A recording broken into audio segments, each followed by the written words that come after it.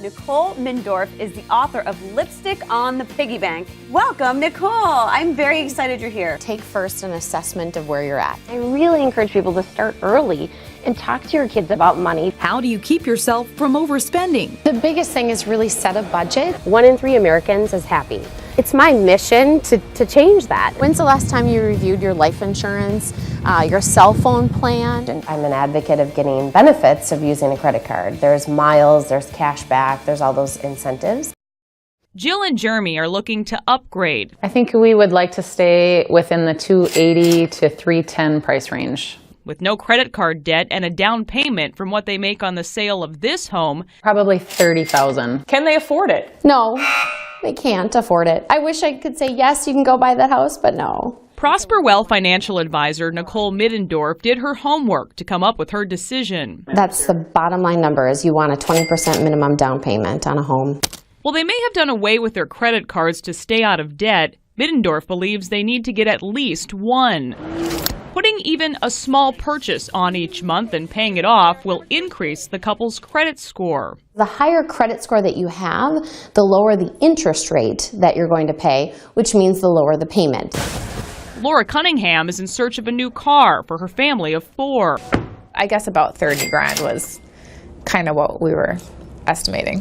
They settled on putting $2,000 down and signing up for a 1.9% financing package. Then we extended it to 66 months to keep it at about $600 a month. Can they afford it? Yes, but I hesitate saying yes because it's a brand new vehicle. Our financial advisor thinks it's always best to buy a vehicle a year or 2 old. Let someone else take the main depreciation on things. So kids, most of the time, you will never see my children in a brand new outfit. She was fussy this morning. Did Yes. she come out of it? Mara and Chad Schwager put off a tropical honeymoon after their wedding last fall. We had other priorities coming. This winter, they're hoping Stella will stay with grandparents while they get away. We kind of want to keep it at that $4,000 budget. They'll have $9,000 in savings by then, but also some debt they're wondering about. On one credit card, we have $3,000, and that's at 0%. The other credit card has about $1,000 on it. That card has a 19% interest rate.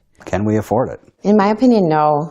You really need to look at what's a want and what's a need. Middendorf says the Schwagers would be better off paying off all of their credit cards before taking that trip. When you have credit cards that you're paying 19% interest, you cannot get ahead. She says building up savings of at least 6 months of income should be top priority. I cannot stress it enough. You've got to have no credit card debt, maxing out your Roth IRAs, and maxing out your 401k plans before you really do all these extra things in life. Oh, there you are, Stella. She'd likely give the Schwagers the green light next winter. In general, most people are just living beyond their means. Middendorf has seen firsthand how buying at the right time can drastically change a family's financial future. Bottom line, just because we have the money doesn't mean we can afford it. It's everything in balance. Our money expert knows they are hard words to hear, not nearly as fun as, say, a new house, car, or honeymoon. Making sure that you're taking advantage of the things for the long term, but then living within your means today. Nicole Middendorf is a financial advisor with Prosper Well Financial and is here to help us with our money issues and hoping in the new year we can do it right this Yes, absolutely. Hopefully you can be in a better financial state next year. So one of the key things is in these final days of 2014, we're thinking about our taxes for next year. Are there any last minute deductions we should be thinking about? Yes, you can add to the traditional IRA. You could add to the Roth, but that's not going to give you a deduction. But you could add to the traditional IRA. If you're under 50, $5,500. If you're 50 or older, you can do $6,500, and that could give you a possible extra deduction. You do have until April 15th to get the money into the account, but that's one thing you can do. If you own a business, that's really where the huge benefits can come in. So buying a car, which we were talking about this off air, buying a car, you can get a $25,000 immediate deduction this year if it's over 6,000 pounds.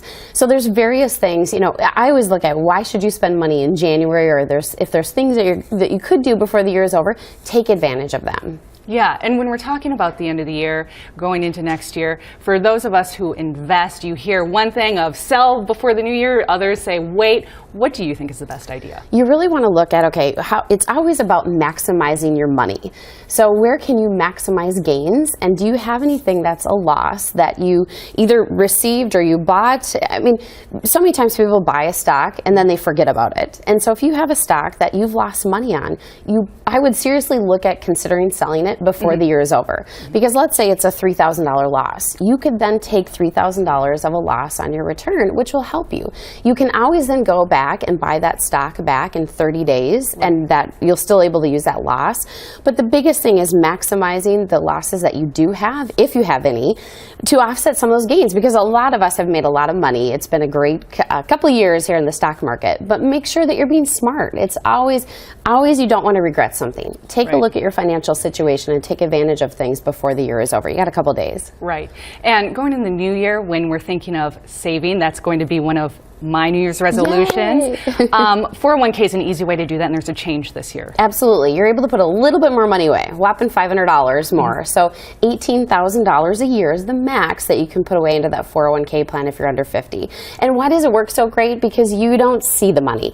It's taken from you before you receive your paycheck. But the other thing I would encourage you to do if you're looking at saving more in the new year is set up a Roth IRA and automatically put money away. Because I'm just like you. If I have money, I go out and I spend it. I'm stopping at the store on the way home after this. And so the more that you can set up automatically, the better off you are. Think about all the things that you want next year or in the future. Retirement, kids' college, a cabin, whatever it is, and set up those accounts that you're putting money away every single month. And that can just apply to your overall budget too. Absolutely. All right. Thank you so much for your time. Really appreciate it. Thank you. Thanks.